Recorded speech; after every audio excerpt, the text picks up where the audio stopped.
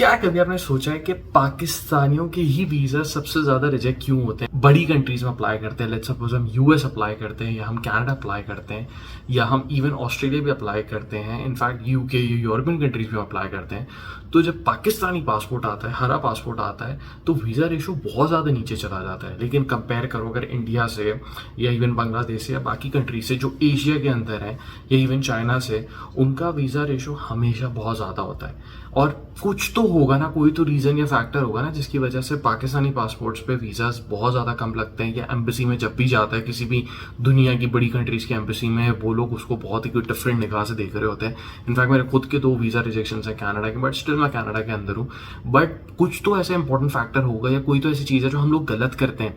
बाकी भी कंट्रीज़ है जो हमसे लो लेवल पे, उनसे हमारा भी पासपोर्ट सब पत्थर है, लेकिन उनका वीज़ा रेशो इतना ख़राब नहीं होता जितना वीज़ा रेशो हम लोगों का ख़राब है। तो अब मैं कुछ पॉइंटर्स बताता हूँ जो कि हम गलती करते हैं। मैंने नोटिस किया है क्योंकि अभी तक काफ़ी स्टूडेंट्स को, काफ़ी लोगों को हेल्प आउट कर चुका हूँ with the visa filing and documentations. Please note that I am not a regulated Canadian immigration consultant. जो भी मैं गाइड करता हूँ बेस्ड ऑन माई एक्सपीरियंस और बेस्ड ऑन माई नॉलेज, या जो भी अभी तक का मेरा सफ़र रहा है ऑस्ट्रेलिया एंड कनाडा का, उसके बेसिस पे कर रहा होता हूँ। तो ज़्यादातर लोगों को जो मैंने देखा है या नोटिस करा है कि कुछ मोटे मोटे 3-4 गलतियाँ बहुत ज़्यादा करते हैं जो कि रीज़न बनती हैं फॉर द रिजेक्शन या वीज़ा रिजेक्शन की रीजंस की वजह से। पहला सबसे इंपॉर्टेंट फैक्टर जो मैं समझता हूँ या अंडरस्टैंड करता हूँ कि जिसकी वजह से वीज़ा रिजेक्ट होते हैं पाकिस्तानियों के पर्टिकुलरली, वो यूँ होते हैं कि वो अपनी डॉक्यूमेंटेशन हमेशा ही इनकम्प्लीट रखते हैं। बहुत दफ़ा मैंने नोटिस किया है लोगों की डॉक्यूमेंटेशन रिव्यू करते हुए या उनको समझाते हुए, गाइड करते हुए, सेशन लेते हुए कि यार आप लोग उर्दू में डॉक्यूमेंट्स मत लगाएं, इंग्लिश ट्रांसलेटेड डॉक्यूमेंट्स लगाएं। ये एक बेसिक मिस्टेक है।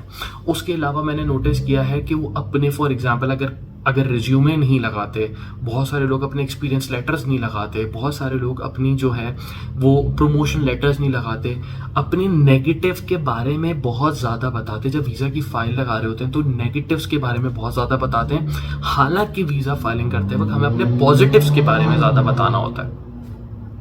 This is one of the reason जिसकी वजह से हमारे वीज़ास बहुत ज़्यादा रिजेक्ट होते हैं। अदर देन दैट, मैंने जो एक चीज़ बहुत ज़्यादा नोटिस करी है वो ये है कि हम बहुत ज़्यादा रिलाई करते हैं एजेंट्स पे, कंसल्टेंट्स पे।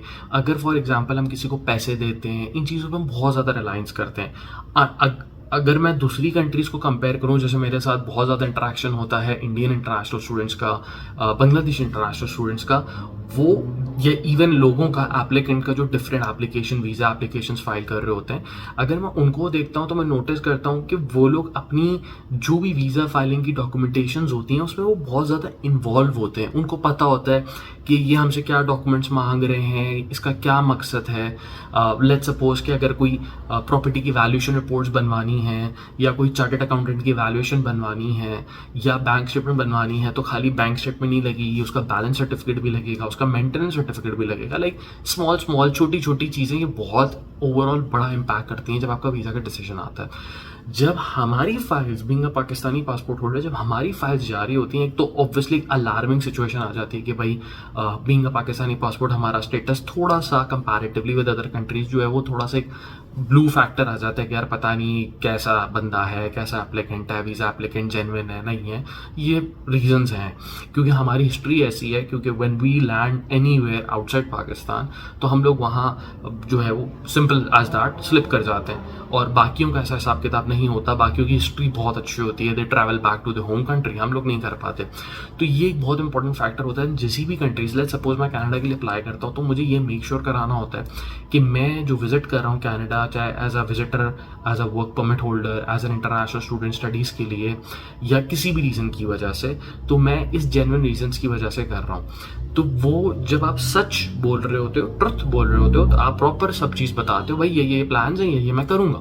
लेकिन जब आप किसी चीज़ को बना रहे होते हो जैसे हम लोग करते हैं, तो उसमें आप चीज़ जब बना रहे होते हो आप कोई चीज़ खला छोड़ देते हो, खाली हो जाती है एंड हम उसको पूरा कवर नहीं कर पाते, जिसकी वजह से वीज़ा ऑफिसर जब वो डॉक्यूमेंट्स को वेरीफाई करता है, आपकी डिटेल्स देखता है, रिज्यूमे की चीज़ें मैच नहीं करती, आप जो कह रहे हो तो वो चीज़ें मैच नहीं करती, या आपके प्लान्स जो है वो वेग होते हैं, डॉक्यूमेंटेशन वो सब बता देते हैं, राइट। इवन यूएस में भी आप जाओ तो अगर आप यूएस का वीज़ा का इंटरव्यू देते हो एम्बेसी में, तो वो बहुत आराम से आपको पिक कर लेते हैं कि आप क्यों वापस पाकिस्तान अपनी होम कंट्री नहीं आओगे, जिसकी वजह से यूएस की वीज़ा रिजेक्शन भी बहुत ज़्यादा होते हैं हमारे।